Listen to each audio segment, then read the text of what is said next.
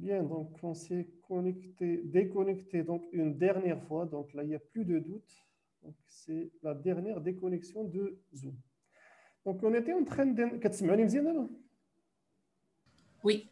Oui, Donc on était en train d'interpréter donc le coefficient d'asymétrie. On a dit lorsqu'il est nul, c'est que la distribution est symétrique. Lorsqu'il est positif, la distribution est asymétrique à droite. Et lorsqu'il est négatif, la distribution est asymétrique à gauche. Donc, qu'est-ce que cela signifie? Symétrique, c'est que les valeurs qui sont à droite du centre ont les mêmes fréquences que celles qui sont à gauche, ou bien les valeurs qui sont supérieures au centre ont les mêmes fréquences que les valeurs qui sont inférieures au centre. Une distribution asymétrique à droite signifie que les valeurs qui sont supérieures au centre, elles sont plus fréquentes, leur fréquence est plus élevée par rapport à celles qui sont inférieures au centre et vice-versa.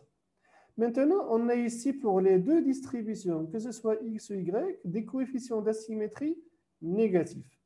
Est-ce qu'on peut dire que ces distributions sont symétriques? Non. Non, elles ne sont pas symétriques, donc elles sont asymétriques. Est-ce qu'elles sont fortement asymétriques? Est-ce que cette asymétrie est très prononcée? Vous voyez bien que les coefficients, même s'ils sont C'est pas négatifs, beaucoup parce que oui. ils sont proches de zéro, même s'ils Oui. sont négatifs. oui. Et on a déjà remarqué ceci précédemment. On a dit que les trois valeurs centrales, le mode, la moyenne et la médiane, ne sont pas identiques, mais très proches. Et on a dit normalement, si on calcule le coefficient d'asymétrie, on doit trouver une légère asymétrie. Et c'est le cas ici. Ici, on a une légère asymétrie à gauche. Donc, pourquoi? Parce que le coefficient n'est pas très loin de zéro. Ça fait? Mais puisqu'en fait, il y a une légère asymétrie à gauche, ça reste quand même une asymétrie. Donc, comment l'interpréter? C'est que donc, les valeurs, donc les diamètres des rondelles qui sont inférieurs à la moyenne sont plus fréquents, sont plus nombreux que les diamètres des rondelles qui sont supérieurs à la moyenne. Ça fait? C'est la seule interprétation qu'on peut dire. Est-ce que je l'ai noté ici? Voilà, donc les coefficients d'asymétrie sont négatifs. Donc cela veut dire que les distributions sont asymétriques à gauche. Et cela veut dire aussi que les rondelles qui ont des diamètres inférieurs au diamètre moyen sont plus nombreuses, plus fréquentes que celles qui ont des diamètres supérieurs à la moyenne. Ça fait? Est-ce que vous avez encore des difficultés à calculer le coefficient d'asymétrie et de l'interpréter, d'interpréter le résultat? Non, monsieur, pas du tout. Bien, donc on arrive à la dernière question, donc le coefficient d'aplatissement. Donc je vous rappelle la formule, donc ici on va calculer le coefficient de Pearson, bêta 2. La formule, c'est exact, en fait. C'est à un détail près la même que le coefficient d'asymétrie. Donc ce détail, c'est qu'au lieu d'avoir une puissance 3, on a une puissance 4. Donc lorsqu'on a une puissance 4, donc on a toujours des valeurs positives. Donc on ne trouvera jamais un bêta 2 négatif parce qu'on a une puissance 4. Ça fait? Et donc lorsqu'on calcule, on a trouvé pour x 1394 divisé par 81 qu'il faut diviser par 574 l'effectif total et on trouve à peu près une valeur de 2,43. Donc c'est un coefficient et je vous ai dit que lorsqu'il s'agit d'un coefficient, il ne porte jamais, c'est un nombre sans dimension, il ne porte jamais d'unité de mesure parce que cette unité, elle était simplifiée. Ça fait? Donc rappelez-vous, à chaque fois qu'on parle de coefficient, donc il n'y a pas d'unité de mesure. Donc c'est un nombre sans dimension. Donc cette valeur pour la variable x est de 2,43 et pour y, elle est de 2,55. Lorsqu'on calcule un coefficient d'aplatissement, on le compare par rapport à quelle valeur? 3. À la valeur 3. La valeur 3 représente la situation normale, dite mésocurtique.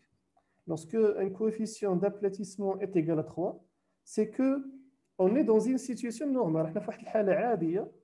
Et la distribution, elle est dite mésocurtique.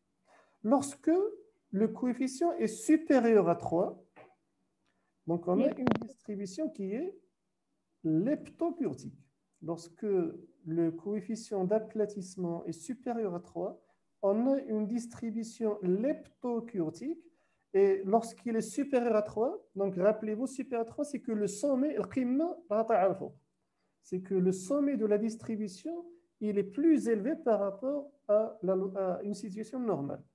Et cela veut dire que les valeurs extrêmes et les valeurs centrales sont anormalement plus fréquentes qu'en situation normale. يعني هذوك القيم المتطرفه واللي في الوسط كاينين اكثر من شي حاله عاديه. Mais maintenant, nous avons un coefficient d'aplatissement inférieur à 3. Ça veut dire que notre distribution, elle est platykurtique. Voilà, elle est platykurtique, platy comme aplati. يعني هبطنا لها الراس ديالها منبطحه. Donc on l'a aplati.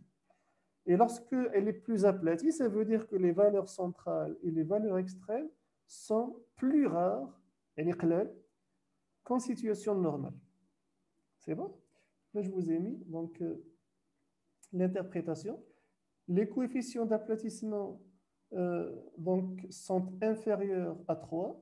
Ce résultat indique que les distributions sont platykurtiques et que les valeurs extrêmes sont moins fréquentes relativement à une distribution normale. En fait, lorsqu'il s'agit de mesurer l'aplatissement, ce qui nous intéresse, parce qu'à chaque fois, je vous ai dit les valeurs centrales et les valeurs extrêmes sont. Mais en fait, ce qui nous intéresse, c'est plutôt les valeurs extrêmes. Les valeurs extrêmes parce qu'une application de ce coefficient est en finance de marché. Donc, on s'intéresse aux valeurs les plus extrêmes. Les valeurs les plus extrêmes, ça veut dire les pertes les plus extrêmes et les gains les plus extrêmes. Comme on a dit, بهذوك الأرباح اللي هي كبيرة بزاف وبالخسائر اللي هي كبيرة بزاف. Et plus précisément, ce qui nous préoccupe, c'est plutôt les valeurs extrêmes négatives. Ça veut dire les pertes les plus extrêmes. Avant de se lancer dans un investissement, on va voir si jamais on réalise des pertes. Donc, rappelez-vous par exemple la crise des subprimes de 2008. Donc, la banque, par exemple, JP Morgan, a réalisé des pertes extrêmes, ce qui a conduit à sa faillite. راه شفت واحد البنك اللي كانت من اكبر البنوك في العالم حققت خسائر كبيره بزاف وسببها صافي دارت فايت. Donc, ce qui nous préoccupe, ce sont les valeurs extrêmes négatives. Ça fait donc, et comment savoir est-ce qu'elles sont très nombreuses ou bien moins nombreuses? On va calculer le coefficient d'aplatissement et le comparer par rapport à 3. Si ce coefficient est supérieur à 3, ça veut dire que les valeurs extrêmes sont très nombreuses, il faut faire attention. Ça fait, est-ce que vous avez compris l'utilisation de ce coefficient d'aplatissement? Oui. Bien, donc sur ce, donc on arrive à la fin de ce cours et des TD de statistiques descriptives.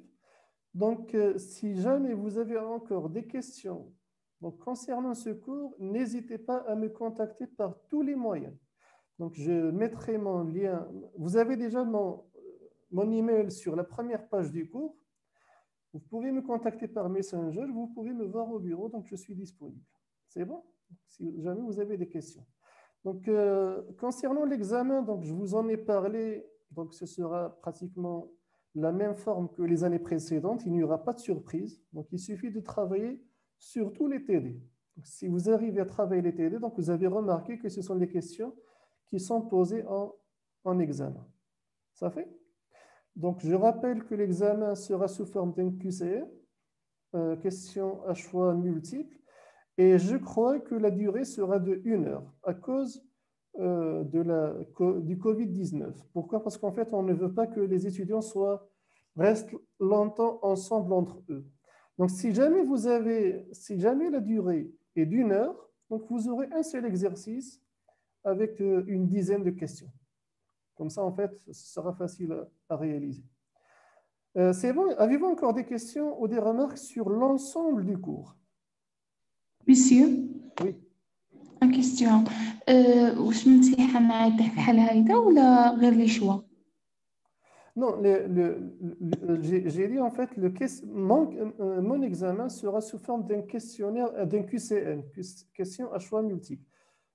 J'ai partagé les examens des années précédentes. Donc, regardez l'examen de l'année précédente. De l'année précédente, c'était un QCM.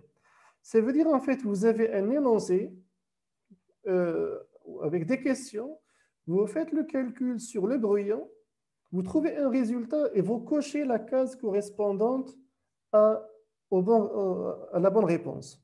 Ça fait donc Ah oui. un QCM. Merci, monsieur. QCM, ça fait.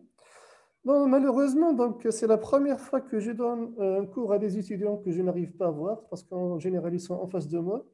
Bon, on ne peut rien faire, c'est malheureux. Donc, espérons que les situations vont s'arranger d'ici au deuxième semestre.